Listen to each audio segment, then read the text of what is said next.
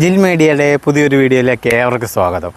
ഞാൻ ഇന്ന് പരിചയപ്പെടുത്തുന്നത് ഒരു AC കംപ്ലൈൻറ്റ് കൂടാതെ നമുക്ക് ബില്ല് കുറച്ച് ഉപയോഗിക്കാവുന്ന രീതിയെക്കുറിച്ചാണ്. അപ്പോൾ അതിനായി നമ്മൾ ചെയ്യേണ്ട ചില കാര്യങ്ങളുണ്ട്. ആ കാര്യങ്ങൾ ചെയ്താൽ നമുക്ക് ഈ കംപ്ലൈൻറ്റ് കൂടാതെ ഒരു ടെക്നീഷ്യനെ വിളിച്ച് പൈസ കളയാതെ നമുക്ക് പരിഹരിക്കാവുന്നതാണ്. അപ്പോൾ നമ്മൾ ആദ്യം തൊട്ടേ കംപ്ലൈൻറ്റ് ഇല്ലാതെ നമ്മൾ നോക്കേണ്ടതാണ്. നമുക്ക് വീഡിയോയിലേക്ക് കിടക്കാം.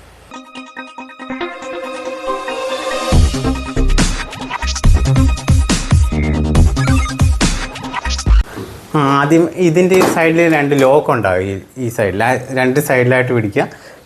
കൈ വെട്ടിലോട്ട് ഇത് ഇടയിലൊരു വെട്ടുണ്ടാവും. ആ വെട്ടിലോട്ട് കൈ കയറ്റുക, വലിച്ചു തുറക്കുക. അപ്പോൾ ലോക്ക് ഓപ്പണായി തുറന്ന് കിട്ടുന്നതാണ്. അതിനുശേഷം ഇതിലൊരു ഫിൽറ്റർ ഉണ്ടാകും, 2 ഫിൽറ്റർ. ആ ഫിൽറ്റർ ഇങ്ങനെ വലിച്ചൂരി എടുക്കുക. വലിച്ചൂരി എടുത്തതിന് ശേഷം ഇത് വെള്ളത്തിൽ വാഷ് ചെയ്യണം. അത് ബ്രഷ് വെച്ച് തൂക്കുകയൊന്നും ചെയ്യാൻ പാടില്ല. വെള്ളം ഒഴിച്ച് സോപ്പ് ഇട്ട് കഴുകുക, അല്ലെങ്കിൽ ഷാമ്പു ഇട്ട് കഴുകുന്നത് നല്ലതായിരിക്കും. ഷാമ്പു ഇട്ട് കഴുകി ഇത് എപ്പോഴും ക്ലീൻ ആയിരിക്കണം. ഇതിൽ പൊടി വരാതിരിക്കാൻ നോക്കണം. പൊടി കുറഞ്ഞത് 2 ആഴ്ചയെങ്കിലും കൂടുമ്പോൾ ഇത് ക്ലീൻ ചെയ്യാൻ ശ്രമിക്കുക.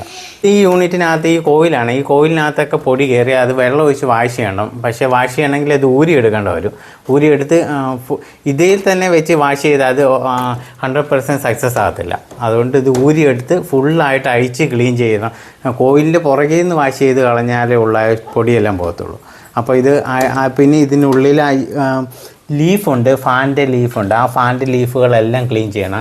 അതിലൊക്കെ കൂടുതലായിട്ട് പൊടി ഇരിക്കുകയും ഫാനിന് കാറ്റ് തീർത്ത് കുറയുന്നതായിട്ട് നമുക്ക് ഫീൽ ചെയ്യും. ആ സമയത്ത് നമ്മളിത് അഴിച്ച് വാഷ് ചെയ്യേണ്ടതായിട്ട് വരും. കുറഞ്ഞത് 1 വർഷം അല്ലെങ്കിൽ 2 വർഷം കൂടുമ്പോഴൊക്കെ വാഷ് ചെയ്യേണ്ടതായിട്ട് വരും. ഇതിലാദ്യം വെള്ളം ഒഴിക്കണം. വെള്ളം നല്ല രീതിയിൽ ഒഴിച്ചതിന് ശേഷം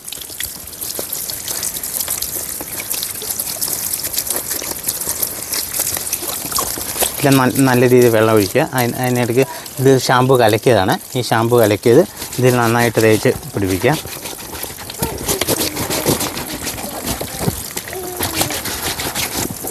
രണ്ട് സൈഡിലായിട്ട് നല്ല രീതിയിൽ തേച്ച് പിടിപ്പിക്കുക.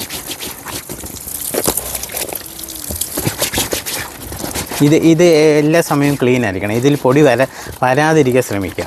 ഇത് പൊടി വന്നിട്ട് ക്ലീൻ ചെയ്യുകയല്ല ചെയ്യേണ്ടത്. ഇത് പൊടി വരാതെ നോക്കണം എപ്പോഴും.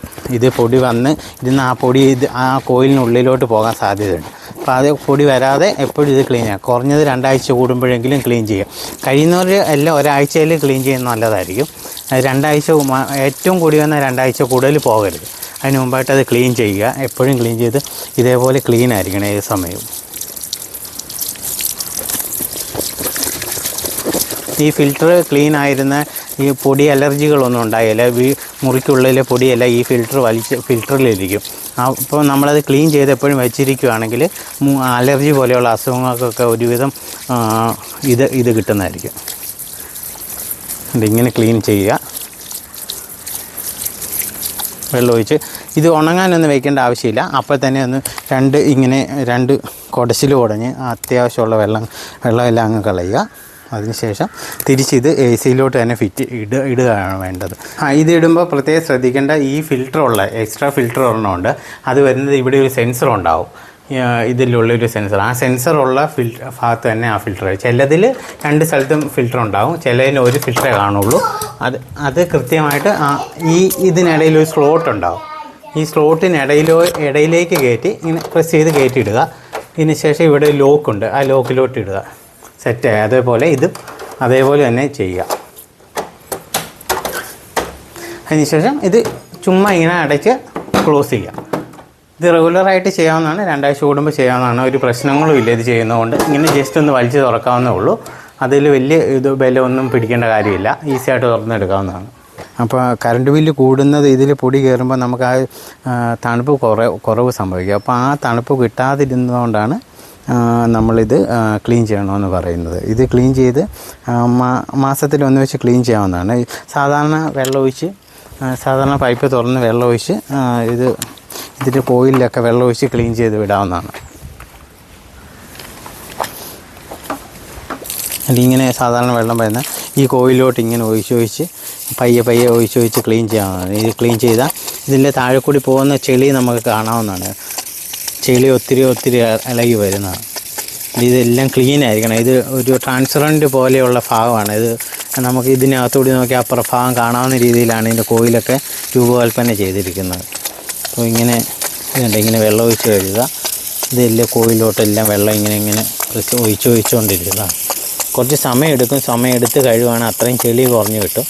ഇപ്പോൾ എല്ലാ ചെളിയും ഇറങ്ങി പോകുമ്പം ആ വെള്ളത്തിൻ്റെ കളറ് ഇപ്പോൾ നമ്മൾ നോക്കുമ്പോൾ ഒരു കറുത്ത കളറ് പോലെ ആയിരിക്കും ആദ്യമേ നോക്കുമ്പോൾ. അത് പിന്നെ അത് കുറഞ്ഞ് അത് സാധാരണ വെള്ളം വരുന്ന പോലെ നമുക്ക് തോന്നും. ഇങ്ങനെ ഈ പുറഭാഗം എല്ലാം ക്ലീൻ ചെയ്യണം. ഇത് നമ്മൾ നോക്കുമ്പോൾ ചെളി ഉള്ളതായിട്ട് തോന്നാറില്ല, പക്ഷേ ഉള്ളിലായിരിക്കും ഇതിൽ കൂടുതലും ചെളി ഇരിക്കുന്നത്. ഈ വെള്ളത്തിൻ്റെ കളർ നോക്കുക, വെള്ളത്തിൻ്റെ കളറിൽ നമുക്കത് മനസ്സിലാകുന്നതാണ് അതിൻ്റെ കളറിലുള്ള വ്യത്യാസം. ഇങ്ങനെ വെള്ളം ഒഴിച്ച് ഫുള്ളായിട്ട് കഴുകാവുന്നതാണ്. ഇതെല്ലാം വെള്ളം ഒഴിച്ച് കഴുകാവുന്ന രീതിയിലാണ് അത് ചെയ്തിരിക്കുന്നത്. ഒരുവിധ പ്രശ്നങ്ങളും ഇല്ല വെള്ളം ഒഴിച്ച്. ഇൻവേർട്ടർ AC മാത്രം അതിനുള്ളിൽ ബോർഡുണ്ട്, പക്ഷേ ഇങ്ങനെ വെള്ളം ഒഴിച്ച് കഴുകുന്നതുകൊണ്ട് അതിനകത്ത് ബോർഡിലോട്ടൊന്നും വെള്ളം പോകത്തില്ല. ഒത്തിരി ഫോഴ്സ് ഇല്ലാതെ കുറഞ്ഞ ഫോഴ്സിൽ വെള്ളം ഒഴിച്ച് കഴിയാതെ. പവർ വാഷ് ഒന്നും ഉപയോഗിക്കേണ്ട കാര്യമില്ല. പവർ വാഷൊക്കെ ഉപയോഗിക്കുന്ന ടെക്നീഷ്യന്മാർ ഇത് ഫുള്ളായിട്ട് അഴിച്ച് നല്ല രീതിയിൽ വാഷ് ചെയ്യും. അകത്തുനിന്ന് വാഷ് ചെയ്യും, ഫാന് കോയിലും എല്ലാം വാഷ് ചെയ്യുന്നതായിരിക്കും. അപ്പോൾ ഉള്ളിൽ നിന്ന് വാഷ് ചെയ്യുകയാണെങ്കിൽ കുറച്ചും കൂടി നല്ലതാണ്. അത് ഇങ്ങനെ വാഷ് ചെയ്ത് ഇടയ്ക്കിടയ്ക്ക് വാഷ് ചെയ്ത് കൊടുക്കുകയാണെങ്കിൽ അത് നമുക്കത് വാഷ് ചെയ്യേണ്ട ആവശ്യം വരാറില്ല. കാര്യം എന്ന് വെച്ചാൽ പൊടി കയറുന്നതേ നമ്മൾ വാഷ് ചെയ്ത് കളയുന്നതുകൊണ്ട് അത് നമുക്ക് അതിൻ്റെ ആവശ്യം വരുന്ന ചുരുക്കമേ വരത്തുള്ളൂ. ഇങ്ങനെ കഴുകാതിരിക്കുമ്പോഴാണ് ഇതിൽ പൊടി കയറി നമുക്ക് തണുപ്പ് കുറയുകയും ചെയ്യുന്നത്. സാധാരണക്കാർക്ക് ആർക്ക് വേണമെങ്കിലും രണ്ട് ഭാഗവും കഴുകാവുന്നതാണ്. ഇൻഡോറും ഔട്ട്ഡോറും നമുക്ക് എടുക്കാവുന്നതാണ്. ഇങ്ങനെ ക്ലീൻ ചെയ്ത് കുറച്ച് സമയം കൊണ്ട് വെള്ളം ഒഴിച്ച് കഴുകാം. ഇത് ഫുള്ള് ഭാഗവും ഇവിടെ എല്ലാം നമുക്ക് വെള്ളം ഒഴിച്ച് കഴുകാവുന്നതാണ്. കണ്ടോ, ഇങ്ങനെ വെള്ളം ഒഴിച്ച് ഫുള്ളായിട്ട് എല്ലാ ഭാഗവും കഴുകാവുന്നതാണ്. ഫുൾ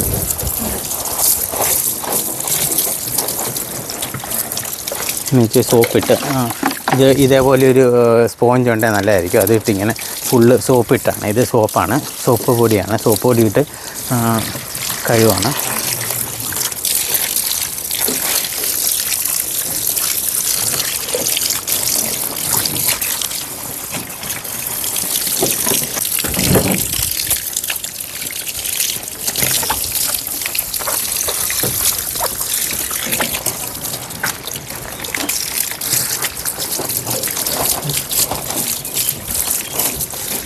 ഇത് നമ്മൾ കഴിയുന്നതിന് ശേഷം ഇത് പുതിയ പോലെ ഇരിക്കുന്നതായിരിക്കും. അത് എല്ലാം എങ്ങും പൊടിയില്ലാതിരിക്കുന്നത് നല്ലതാണ്.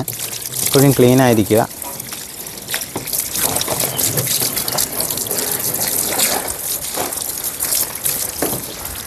സാധാരണ ഇത് ഫിറ്റ് ചെയ്തെടുത്ത് തന്നെ വെച്ച് കഴുകാവുന്നതാണ്. നിങ്ങൾക്ക് ഈ വീഡിയോ ഇഷ്ടപ്പെട്ടെന്ന് വിചാരിക്കുന്നു. പുതിയൊരു വീഡിയോയുമായി നമുക്ക് കാണാം. ബൈ.